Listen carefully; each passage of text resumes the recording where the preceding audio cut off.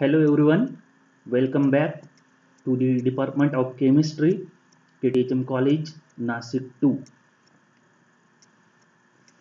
In this video lecture of CHA 392, Section 2 Liquid Chromatography, Chapter 6 Supercritical Fluid Chromatography and Extraction, today we are going to discuss about supercritical fluid extraction, advantages of supercritical fluid extraction, instrumentation, offline and online extraction, application of supercritical fluid extraction. In the last lecture, we have seen properties of supercritical fluid, supercritical fluid chromatography, instrumentation and operating variables, effect of pressure, stationary phases, mobile phases, etc. Now, in today's lecture, we discuss about next point of this chapter, that is supercritical fluid extraction. Supercritical fluid extraction, often the analysis of complex materials requires as a preliminary step separation of the analyte or analytes from a sample matrix. Ideally, an analytical separation method should be rapid, simple, and inexpensive, should give quantitative recovery of analytes without loss or degradation, should yield a solution of the analyte that is sufficiently concentrated to permit the final measurement to be made without the need for concentration, and should generate little or no laboratory wastage. For many years, one of the most common methods for performing analytical separation on complex environmental, pharmaceutical, food, and petroleum samples was based on extraction of bulk samples with hydrocarbons or chlorinated organic solvents using Soxhlet extractor. Unfortunately, liquid extractions frequently fail to meet several of the ideal criteria. They usually require several hours or more to achieve satisfactory recoveries of analytes, and sometimes never do. The solvent costs are often high. The solution of the recovered analytes is often so dilute that a concentration step must follow the extraction. Analyte degradation or loss as well as atmospheric pollution may accompany this concentration step.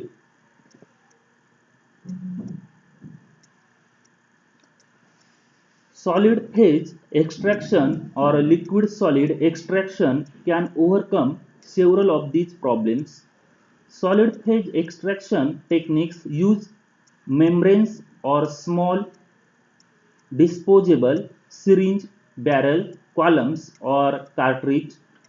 A hydrophobic organic compound is coated or chemically bonded to powdered silica to form the solid extracting phase.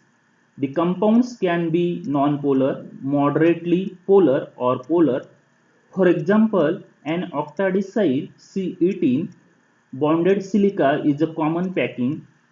The functional groups bonded to the packing attract hydrophobic compounds in the sample by van der Waals interactions and extract them from the aqueous solution.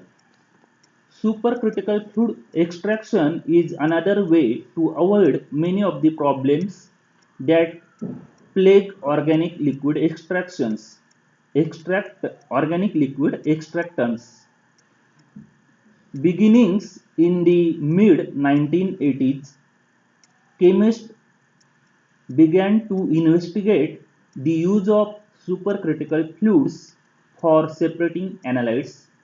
Such extractions were shown to have many advantages as discussed in following section. Before that, we see this figure 29.9 chromatograms for non non-ionic surfactant Triton X100 with total current mass spectrometric detection ID is equal to inside diameter. This is reprinted with permission from American Chemical Society. This is chromatogram for the non-ionic surfactant Triton X100. This is Triton X100 CO2 100 degrees Celsius supercritical fluids used here at 100 degrees Celsius, and some specification are given: 100 micrometer internal diameter into 30 meter splitless. This is Triton X100, and this chromatogram for non-ionic surfactant are obtained for supercritical fluid extraction. Advantages of supercritical fluid extraction. Some advantages of supercritical fluid extraction include the following. First one, supercritical fluid extraction is generally fast.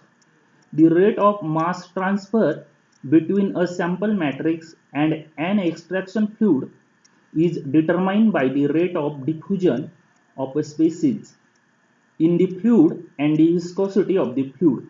The greater the diffusion rate and the lower the viscosity, the greater the rate of mass transfer. As we have noted earlier, both of these variables are more favorable for supercritical fluids than for typical liquid solvents.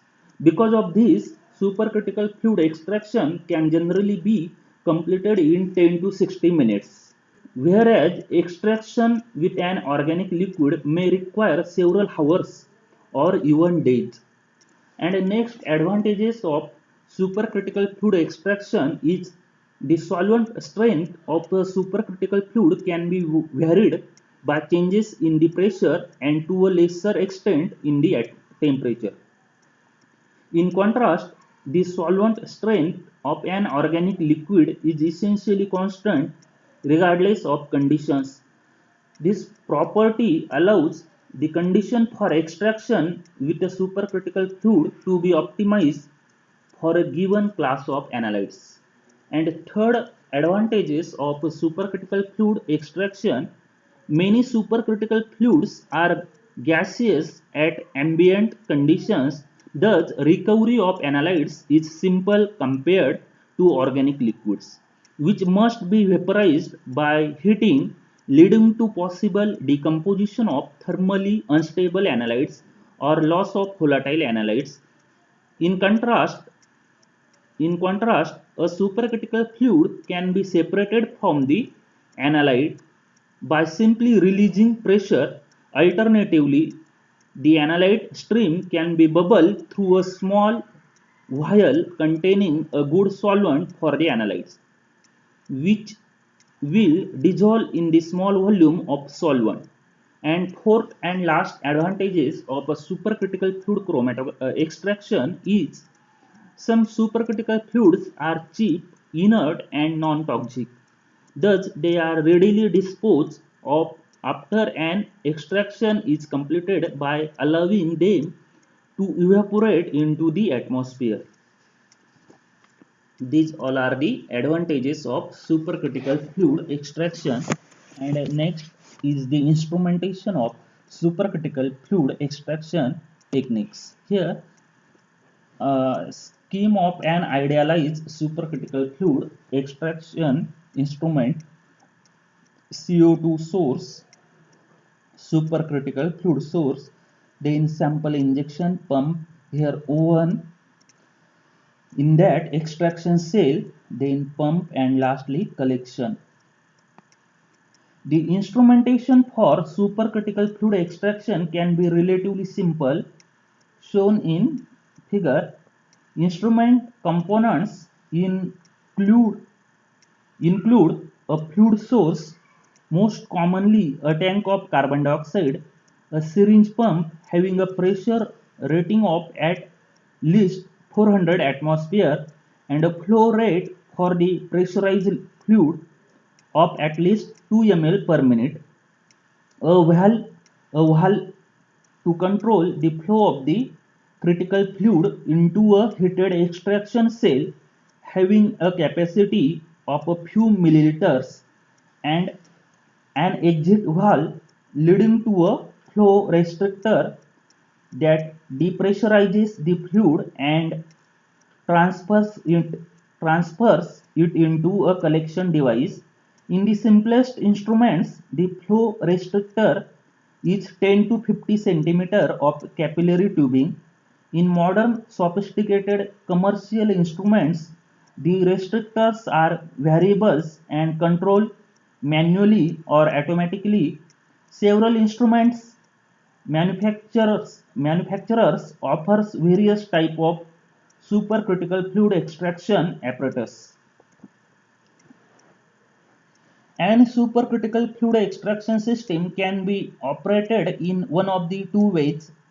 In the dynamic extraction mode, the valve between the extraction cell and the restrictor remains open so that the sample is continually supplied with fresh supercritical fluid, and the extracted material flows into the collection vessel where depressurization occurs. In the static extraction mode, the valve between the extraction cell and the restrictor is closed and the extraction cell is pressurized under static condition. After a suitable period, the exit valve is open and the cell contents are transferred through the restrictor by a dynamic flow of liquid from the pump. The dynamic mode is more widely used than static mode. These all are the instrumentation of supercritical fluid extraction. Next, important is the supercritical fluid choice. Two dozen or more supercritical fluids have been described as extraction media, but as in supercritical fluid chromatography, by far the most widely used substance is carbon dioxide alone or containing an organic modifier.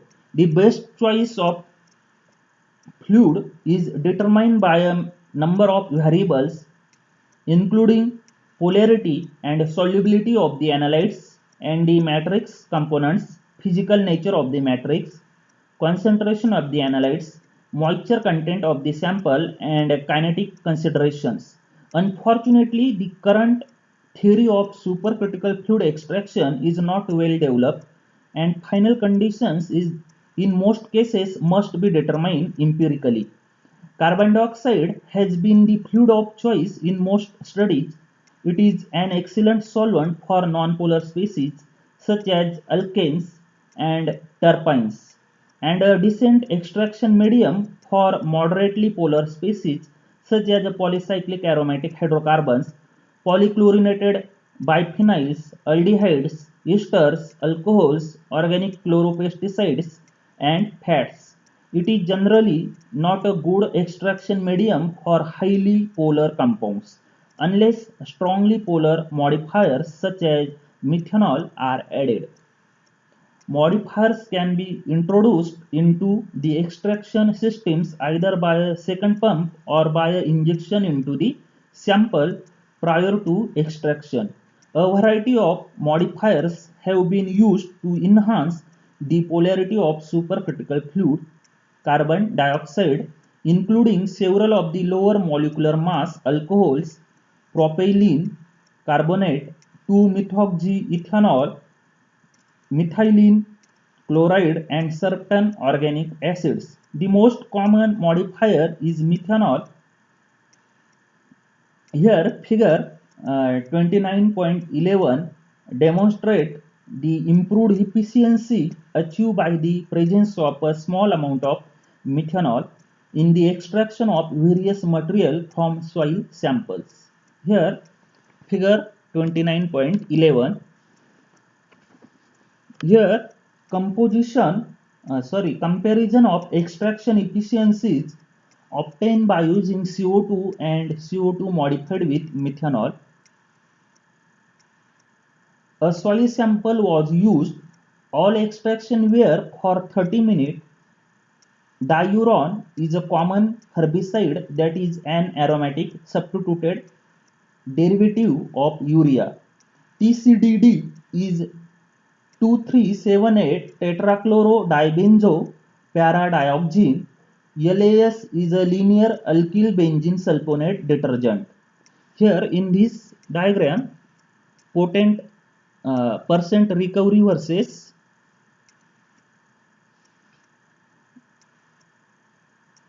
diuron TCDD and LAS diagram, CO2 and methanol, CO2 and methanol.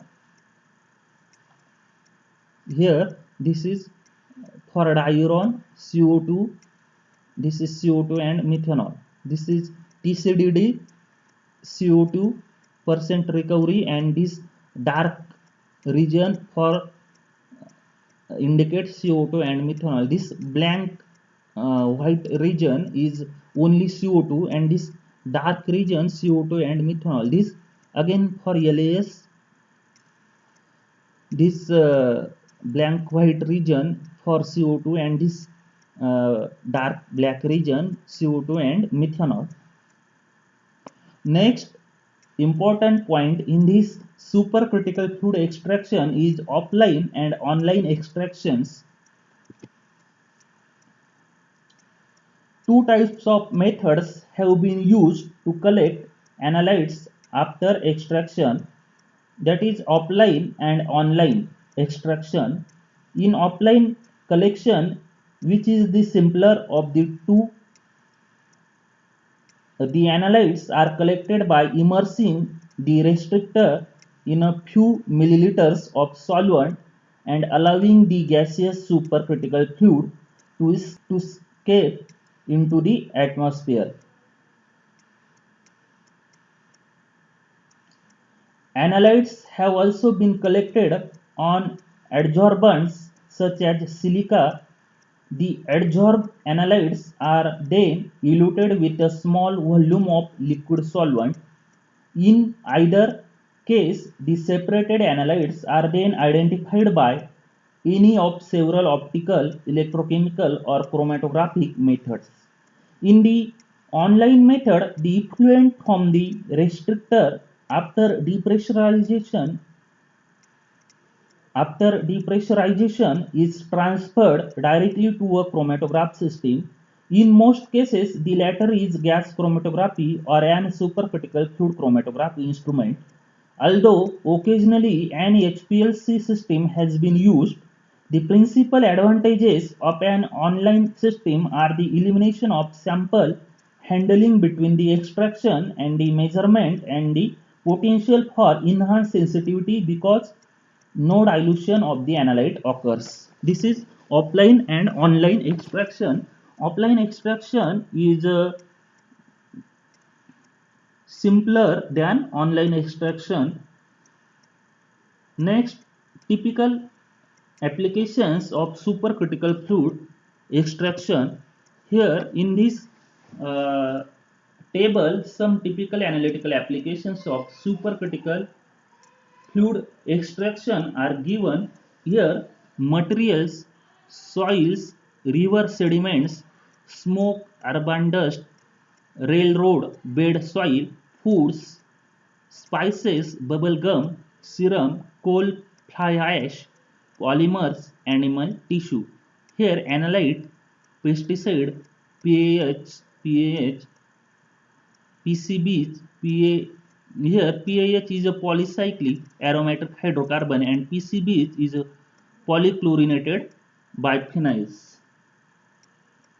And fats, aromas and fragrances, cholesterol, PCBs, dioxins, additives and oligomers, drug residues. Here supercritical fluid CO2 5% methanol, CO2, CO2 methanol, CO2 methanol, and CO2. Here extraction time in minute 20, 120, 15, 45, like that. And offline, online, one indicate offline extraction, second indicate, two indicate online extraction. These are the all some typical analytical application of supercritical fluid extraction.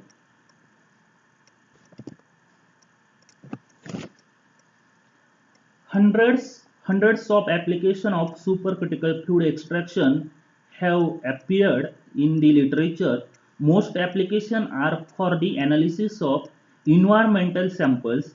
Others have been for the analysis of food, biomedical samples, and industrial samples. This table 29.3 provides a few typical applications of offline and online supercritical fluid extraction. In addition to the analytical uses of supercritical fluid extraction, there are many preparative and isolation uses in the pharmaceutical and polymer industries. These are the overall supercritical fluid extraction, instrumentation, application, offline and online extraction, introduction. Here, this finish chapter number 6, that is supercritical fluid chromatography and extraction.